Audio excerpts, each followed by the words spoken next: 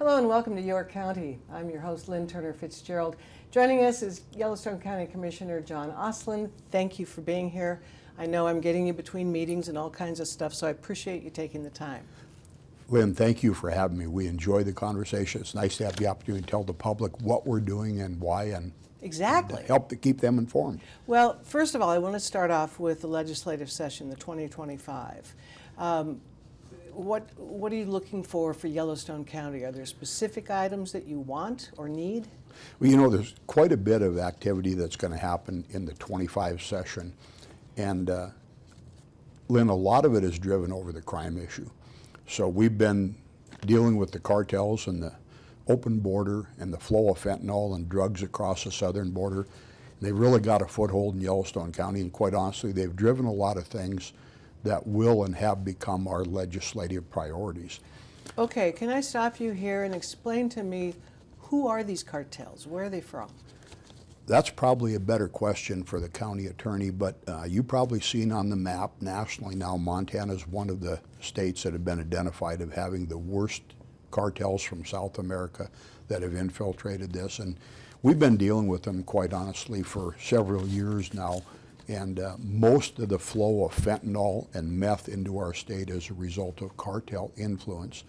And they've got a lot of influence on the Native American reservations, so they've kind of recruited some of these young Native Americans, and they give them drugs to sell, they give them guns, and they convince them that they're a juvenile and that there won't be any consequences. And let me tell you, there are.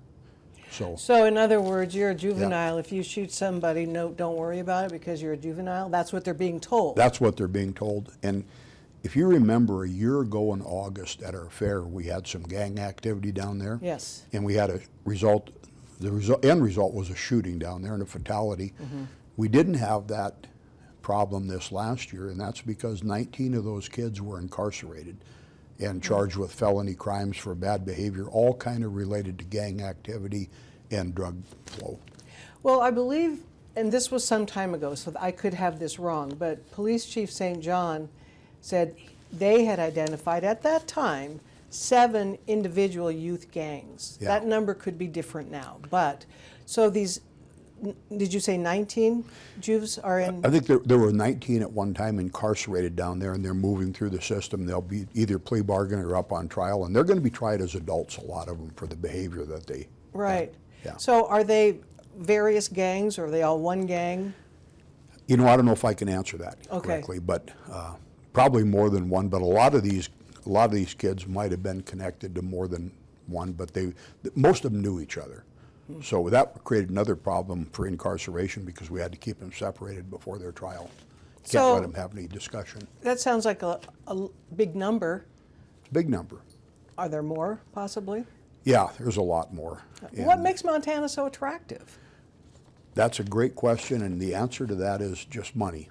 So if you look at the cost of drugs, the cost on the Mexican border is the least, and the further north you get, it gets higher in every state. The cost of drugs on the reservations at the northern border is the most expensive in the country. Really? Yep. So it's money.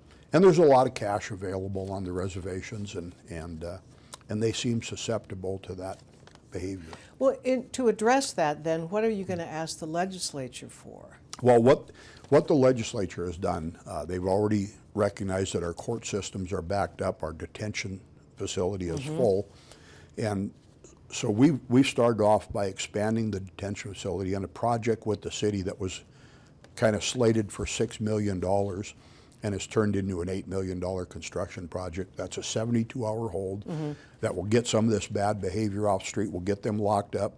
Along with that, Lynn, will have an arraignment court, and that arraignment court will, everybody who's arrested is going to see a judge. You'll either be remanded to jail, or you'll get an ankle bracelet, or you'll be bonded out, but you're going to see a judge and there'll be accountability in the picture.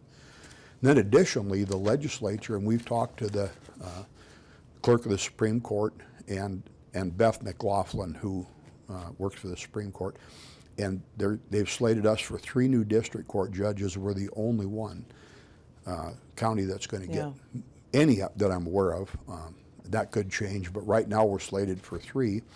So that's driven a lot of our financial activity. We had to move out of the courthouse, as you know, some years back and move into the Stillwater building when we got the last batch of new district court judges. And we moved public works and accounting and auditing and the clerk and recorder and the commissioners over there, and we're leasing that building that's going to be the city building going forward. So we have purchased the Miller building, which is North 29th and 3rd, and we're in the process of remodeling that, and that will be our administrative building in preparation for moving the rest of the election department out, HR, the other departments that still remain in the courthouse, and then we'll have to remodel the courthouse, you know, for the new district court judges that are coming in. Well, so you'll have eight courtrooms, or will they each have their own courtroom? We're shooting for that, but there's probably going to be some shared courtrooms, Right. just for the volume. Okay, and then, well, it's kind of a big building. Who else will be in there? Well, it's going to end up being just the clerk of district court, All the court. county attorney's office, and the judges. So is the county attorney's office, do they need to expand as well now? Well, when you see that growth in the district court judges, of course, then you need more prosecutors, and you need more deputies, and you need more detention space to hold them. So we're also working on an expansion of our detention facility, and AZ has that, and we've been going through this process for about a year, and it isn't just expanding the detention facility, Lynn. It is trying to figure out how we can move these people through the system faster. You know, one of the legislative priorities that we can talk about, coupled with this incarceration, are the state holds. So once a state inmate has been charged and adjudicated, and there isn't room in Deer Lodge, then we hold them. But the state pays us about $83, and our actual cost is over $100. So Yellowstone County residents are subsidizing the state, and we're charging Yellowstone County residents to pay for state inmates. So we're working with the governor. They did have an increase a while back in the legislature, but that really didn't hardly cover inflation. Inflation that's got you at the grocery store and the gas pump and everywhere else has got everything that we do at the detention facility to our food, our clothing, you know, attorney bills. Healthcare down there is huge.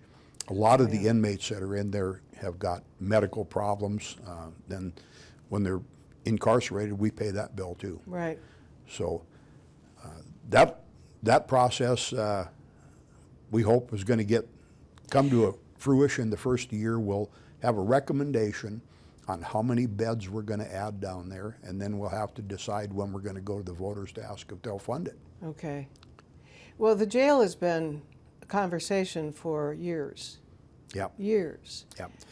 Well, my hope and desire is that after January 20th, Tom Homan, you've heard him on TV, I think that they're on the right track. South America, all these countries down there have dumped their prisons and their mental institutions. They've sent them up here. We need to send them back because they're the ones causing the problem. And quite honestly, they're driving a lot of the costs that we're talking about today. So those people that don't belong here, including all those criminal gang activity members that have come across the border and are now operating in our country, they need to go home. Yeah. Trump's got that right. Well, so in Montana, okay, who investigates the cartels? Is that a federal issue or a state issue, local? Well, it can be all of the above, and they okay. all work together. So if you have a local crime committed and it is connected to drug activity, you'll have federal involvement in that. And if it's on the reservation, you'll have federal involvement. And so law enforcement works pretty good together. I hate to sound naive, but if Montana has been identified as a real hotbed, why aren't there more federal resources coming in to help us solve the problem? Or are there? Well, that's a good question. I hope there are, but we're one of a whole number of states. The map is huge, and I think there's 30-some states that have been identified as having influence from the cartels and gang members. You know, and it's all around the flow of drugs and money. Right. Well, I just think we could use a little more help from the feds. We can. So there are some other legislative priorities too. So Good. The governor's task force on property reduction We're all Property behind tax property reduction? tax reduction. We're all behind that, Lynn. We want property taxes reduced. Amen. They've So come do I. up with a number of recommendations. Some of them we have to be careful moving through. So one of the recommendations that maybe every 10 years these levies are revoted on. Well, some of those levies, if they're a public safety levy or they're intended to fund the detention facility or the county attorney's office, Right. if you were to vote on them again and they didn't pass, you'd have to lay off a bunch of those prosecutors or detention employees, and it'd be difficult to do that. So the governor's on the right track, and we all want to see property tax reduction. However, we want to be really careful how we go about that so we don't disrupt a system that a lot of it works pretty well. Well, I just saw the other day, too, that the Revenue Department maybe missed over $120 million in new construction permits and that kind of thing. Yeah. How do we tighten that up? Well, I Because think, that could be a big difference. well, sure, yeah, they shouldn't miss that revenue. And of course, there's been so much construction activity I that know. probably hard to catch all of it. Right. And but I think they're on the right track, and you know, the governor will keep a pretty good eye on that. And everybody who builds a new home or building or shop or business, you know, you should get in the system and have to pay. Right. And pay your, and most of them are willing to. If they just got missed, I don't think it was intentional. No, no, it doesn't sound like it was Yeah. intentional. It was just maybe an overwhelming number Yeah. coming into the system, and And then they haven't caught up. Lynn, we deal with a lot of boards, so there's all kinds of boards out there, drainage boards and special district boards, and a lot of these are old and antiquated, and sometimes the people either retire or die off and no one replaces them. And right now, the law does not allow the county commissioners to take over those boards. So we have drainage boards in Laurel and around the county. And Now, are those mandated, John, to have these boards in the county? they were normally set up around farm activities and special districts for different purposes. Okay. But the law kind of says that you have to have that board make a recommendation. We're going to approach the legislature and ask for a legislative change that will allow the Board of County Commissioners, if you have a defunct board, to take that over. And even in the case like some of the fire districts around Laurel, if there's no board to approve the amount of money that they want, you know, we have been kind of acting as an intermediary, but I'm not sure we have the authority. So we're going to go to the legislature and look to change a few things so that we can manage these dysfunctional boards. Well, then what would that look like for the Yellowstone County Commission? Would it be now your burden to oversee the projects that the board normally Yeah, a does? lot of these don't exist anymore, so that's Oh. part of the but they're still on the books and they haven't been dissolved. And so a lot of the drain districts are one good example, not just fire districts and rural fire service areas, but the drain districts were put in there for the farm and ranch community to operate the irrigation system and then manage the flow of wastewater back to the river. Well, a lot of those have been built around, their subdivisions there, they don't exist anymore. They're still on the books, and sometimes in some cases, you know, have a fee or a tax going to the people that needs to be dealt with. So, Okay. yeah. Now, is there anything involving infrastructure in Yellowstone County that you'll be taking to Helena? I mean, I know roads and bridges are a big deal. They are a big deal, and of course, we got a big project, that Northeast Bypass, that's going to open up probably in January, and both ends will have to still be redone, so the connection to Highway 87 and the new Divergent Diamond intersection at Lockwood, they're probably not slated till 27, but the road will be open from Colson Road up to 5 Mile where it is now, and you'll be able to access another route around the city. It's much needed. It's been in the works for 20 years, and so I'm really glad to see that done. Well, and I asked the infrastructure question because, again, I just read a report about all over Yep. Montana. There are Yep. infrastructure issues and Yep. deferred maintenance, and it all takes money. A lot of bridge failure. Yeah. Every one of those projects are big. They're millions and millions of Yeah. dollars. You know, we've got a big one coming up south of Billings. There's only 3 accesses. So you have the Blue Creek Bridge that you can go out to Briarwood. Right. You have the Duck Creek Bridge, or you can go south of Laurel. And when you get south of the river there, that's the only 3 accesses, unless you go clear around through Lockwood and out back through the reservation. So the Duck Creek Bridge, we've got a report from the state that the bridge piers have failed, and there's severe scour underneath them. We're working with an engineer. We should be out to bid probably later this month or early January, but that bridge may be closed for up to 200 days at different times, and they're going to rebuild all the piers underneath that bridge so that we don't have to replace it, and it'll likely be an $8 or $9 million construction project that, and keeping the flow of traffic open, the farm and ranch community that uses that, school bus routes, mail. Where will they go? Well, they're going to have to go to Laurel or Blue Creek. Right. There's no other options. Right. You only have 3 options, and 2 of them are going to be open. Do you anticipate any additional bridges being built in the future? I don't To see increase the number, don't you? Yeah, I don't see any new crossing opportunities there. It was quite a project, that Northeast bypass, to get that bridge opened up. And that.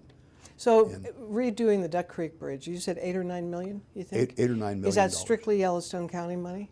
Or does Well, the state jump in? It is our bridge, but the state has given us a grant, and so we got a big grant from the state, and I think it's $3 or $4 million that's going to help defray the cost, because that was really more money than we had to do that project. And so we're going to get it done, and it'll be out to bid, and then we're going to try to do a website like the state had, so that the school bus routes and the mail and everybody, you'll be able to update every day and go on the website and see what the project consists of and how many days it's going to be closed and when you can access it.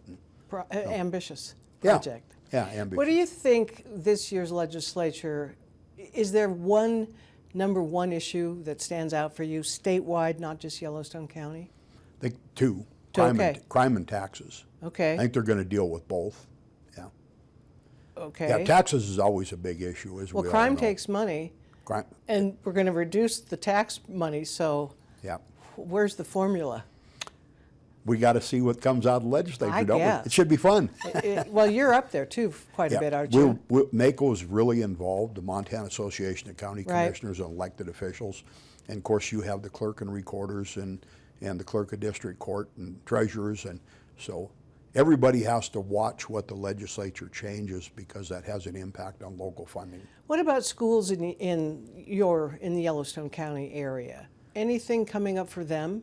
That might be a better question for the schools. I'm not sure I know if there's anything specific in the legislature that's coming up for them. All right. Any other priorities for you? That's probably the biggest list that we'll have. We'll see what comes down from the legislature. We have lots new going on in Yellowstone County, though. As you're well aware, we finished up about $25 million worth of construction down at Metra and new infrastructure all over. And we're in the process of partnering with the Nile right now. And we're going to build a new outdoor arena. I know. And it's going to change. It'll probably be the biggest change in rodeo in Montana that we've had, and roping and ag activity in the last 20 years. Why? Well, because the timing of the Nile rodeo in the fall never really worked, with the cowboys coming and going and trying to receive money and points. So David Allen, who runs the Nile now, has partnered with the Metra, and we're going to call the new rodeo during the fair, that's the Nile and Yellowstone County together combined, nice. Rodeo Billings, and we've already got a lot of activity. You're going to see a lot of NFR quality cowboys in stock there. It's going to be a big deal, and we're really looking forward to it. And will we see it this coming summer? You will see it this coming summer. In fact, we opened the bids on that, and the bids ranged.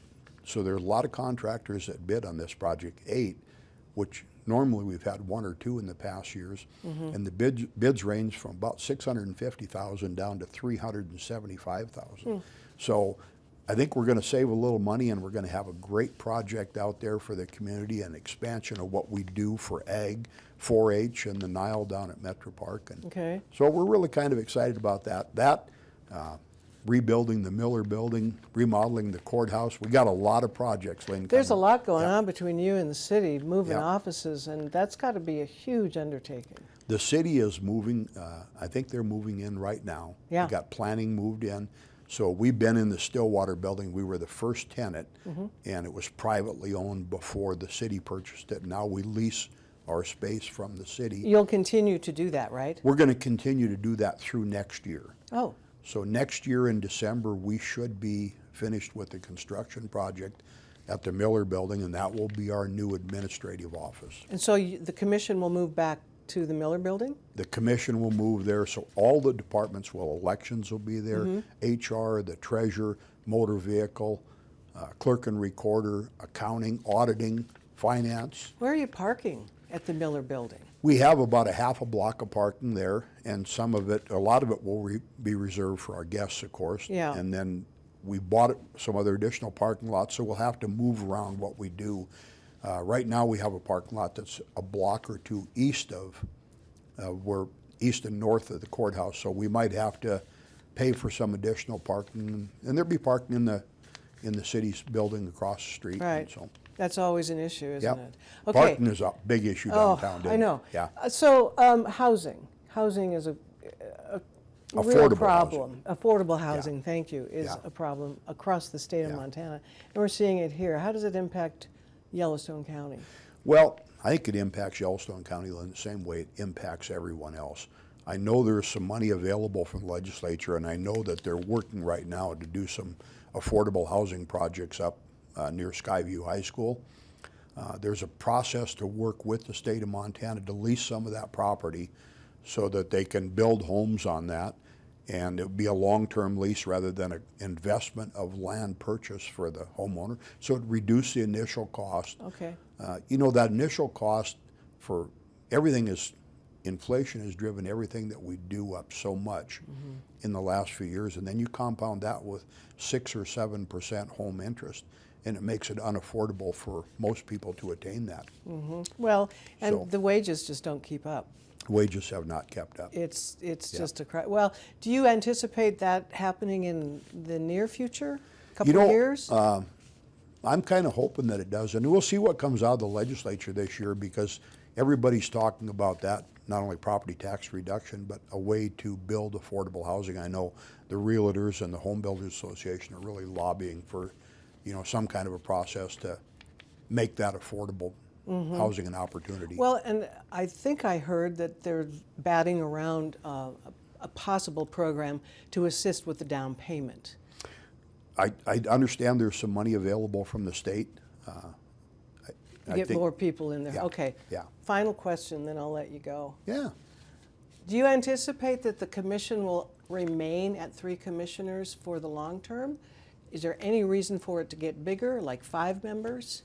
Lynn, I'll give you the same answer that local government review has always asked that question. Yeah. You show me the first time that bigger government's better government, and I'll vote for it. So the 3-commission form of government across the country is nationally recognized as the most efficient form of government that there is. I'll be darned. And predominantly almost all of the counties have 3. Now in Montana you have a few exceptions. Ravalli County, actually, which is a fairly strong red county, some years back after local government review decided that they needed 5 commissioners. And they had 5 commissioners on 4-year terms for 10 years. And when the 10 years come up and the opportunity for local government review to look at it again, they resoundingly sent that back to 3. Really? And they said it cost more money, it slowed the process down. I mean, if you watch our board meetings, they don't take very long. We get a lot of business done. You know, you don't have near as much discussion or debate. You have No. a lot better decision-making process. And the Okay. public still is in charge, so if they don't like the way you're doing business, they just get a new commissioner. Yeah, well, And apparently. they should. Apparently they like it. It's worked So far, they've been pretty good. Well, good luck with this year's session, and when it's over, we'll invite you back and we'll have a discussion about it. We'll have a lot to talk about. Lynn, thanks Yeah. for inviting me. Appreciate it. Thanks, John. Thanks for the Appreciate it. opportunity. And thank you for joining us on New York County. We'll see you next time.